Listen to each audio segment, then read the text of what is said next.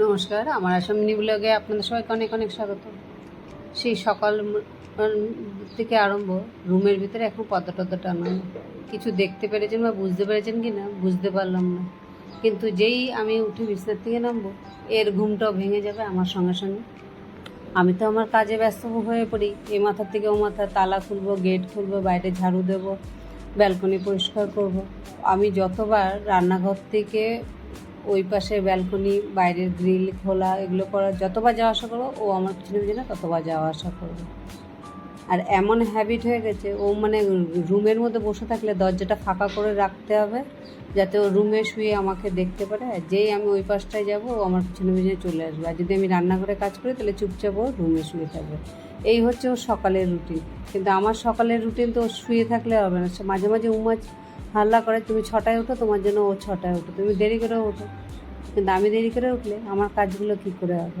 ওইদিকে বাসি কাজকর্ম করতে করতে এদিকে রান্নার দিদিটা এসে ওকে বললাম, তুমি এই রান্না করো।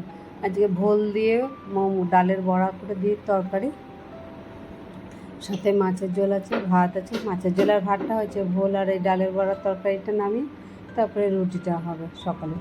আর রুটিতে আমার একসাথে অনেকগুলোই রুটি হয়। রুটিটাই আমার সারাদিনের সবথেকে বড় কাজ। বেশ কদিন ধরে ইউটিউবে না ঠিকমতো শর্টস ভিডিও দিতে পারছি, না ব্লগ দিতে পারছি। আজকে প্রায় সপ্তাহখানিক হয়ে গেল দিতে পারছি না, কারণ নানান দিকে নানান কাজে এত ব্যস্ত হয়ে পড়েছি। আর এগুলো এডিটিং করার জন্য সময় মতো নিয়ে বসতে হয়, এডিটিং করতে হয়। এইসব যে করব, সেই মেন্টালিটিটাও এখন ঠিক মতো নেই। মাইন্ডটা এতটাই ডিস্টার্ব হয়ে যাচ্ছে যে বসে বসে এগুলো যে এডিট করবো, করবো নিয়ে অনেক সময় বসেও কিন্তু করার মন থাকে না, বন্ধ করে দিয়ে রেখে শুয়ে থাকি। এই হচ্ছে কাজ।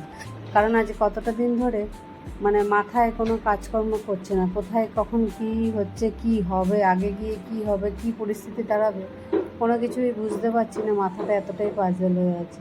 কিন্তু এখানে না দিতে দিতে ভিউজ, রিচ সবই কমে যায়।